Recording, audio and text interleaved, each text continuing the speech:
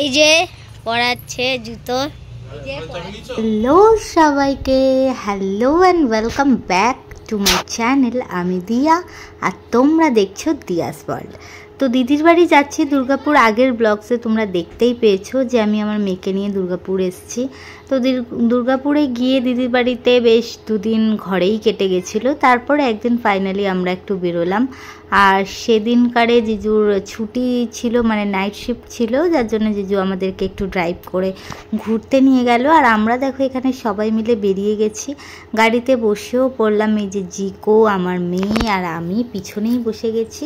আর front সিটে জিজু তো ড্রাইভ করছে আর পাশে রয়েছে তোজো।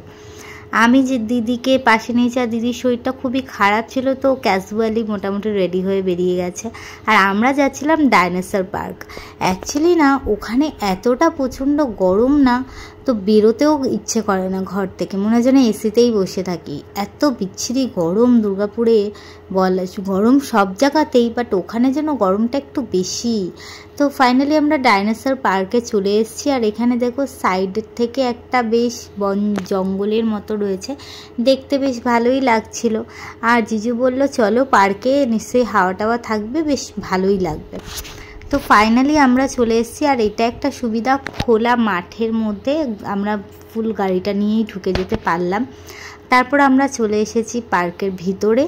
আর ঢুকে গিয়ে দেখো গাড়ি থেকে নেমে আমরা হেঁটে সোজা চলে যাচ্ছি। আর তোজো দেখো ওর বুনুকে নিয়ে আগে আগে চলে যাচ্ছে, একদম সোজা চলে গেছে। ওখানে প্রত্যেকটা অ্যানিমালসগুলো এত সুন্দর স্ট্যাচু করে দাঁড় করানো ছিল, দেখে বেশ ভালোই লাগছিল। আর কিছু কিছু জিনিসে তো প্রচণ্ড ভয়ও লাগছিল। দেখো এখানে প্রথম মনা তো ভয় পাচ্ছে এটার উপর বসতে।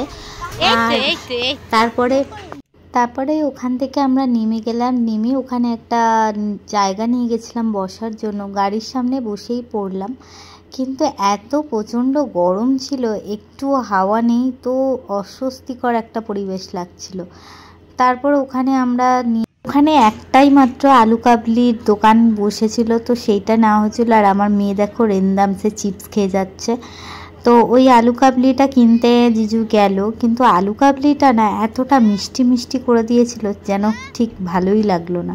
আর তোজোর ছিল পেট খারাপ, তবুও খাবে বলে বায়না। তো দেখো লুকআউটটা বেশ ভালোই লাগছে, কিন্তু খেতে অতটা টেস্টফুল ছিল না। আর আমার মেয়ে হচ্ছে কি, ওর বায়না হচ্ছে ওই জিরাফের পিঠের উপরে ও উঠবে, কিন্তু বোঝাতেই পারছি না যে ওর উপরে ওঠা যাবে না। যাই হোক, আমরা সন্ধ্যা হয়ে যাচ্ছে, এত গরমের মধ্যে আর ভালো লাগছিল না, তাই বেরিয়ে আসলাম। বেরিয়ে আসার পরে ওখানেই ছিল দুর্গাপুরে ইস্কন মন্দির। তো ভাবলাম যে তাহলে একটু রাধা গোবিন্দের দর্শন করে আসি।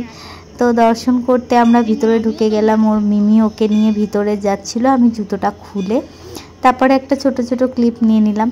এখানে কিন্তু যেটা তোমাদেরকে বললাম যে জিজু কেন এত বড় একটা ভুল করলো এখানে গিয়ে, এখানে অ্যাকচুয়ালি হয়েছে কি, যেহেতু এটা ইস্কন মন্দির, তোমরা সবাই জানো এখানে সব কিছু নিরামিষই পাওয়া যায়। তো এখানে একটা পরোটার মতো কিছু ভাজছিল, আর আমার জিজু ওখানে গিয়ে বলে ফেলেছে এগ রোল পাওয়া যাবে। তো এটা খুবই একটা হাস্যকর ব্যাপার হয়েছে, আর খুব একটা এম্বারেসিং ব্যাপারও হয়েছে। তো আমি একে অপরের দিকে তাকিয়ে আবার কি করলাম, যে ব্যাপারটা একটু ঠিকঠাক করার চেষ্টা করা হলো। ওখান থেকে ফুটি কিনে আমরা লাস্ট পর্যন্ত বেরিয়ে এসেছিলাম। আর হ্যাঁ, এখানে খুব সুন্দর আরতির টাইমেই কিন্তু আমরা এন্ট্রি করেছিলাম, খুবই ভাল লাগছিল জায়গাটা। আর আমরা ওখান থেকে বেরিয়ে আসার সময় ইস্কনেরই খুব ওদের খেতে বেগুন বিক্রি হচ্ছিল, আর যেটা কিনা তোমার আমাদের ওখানে দুর্গাপুরের মার্কেটে অনেক বেশি প্রাইস, বাট ওখানে শুধুমাত্র 20 টাকা কেজিতে বিক্রি হচ্ছিল। তো সেটাও নিয়ে নিল দিদি, বলছে যে নিয়ে এত কমে পাওয়া যাচ্ছে, তো 1 কেজি বেগুন না হলো। আর এই যে দেখো এখানেই সেই ঘটনাটা ঘটেছিল।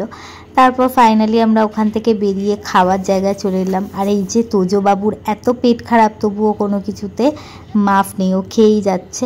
তারপর আমরা ফাইনালি বাড়ি চলে এসেছি একটু টুকটাক খাওয়া দাওয়া করে। আর আমি বেরিয়ে যাচ্ছি আবার একটু ওদের সামনের মার্কেটে মেয়ের জন্য ন্যাপি কিনতে। তো আজকের ভিডিওটা, এই ছোট্ট ব্লগসটা তোমাদের সাথে শেয়ার করলাম। কেমন লাগলো সবাই জানিয়ে, সবাই খুব ভালো থেকো। চলো টাটা।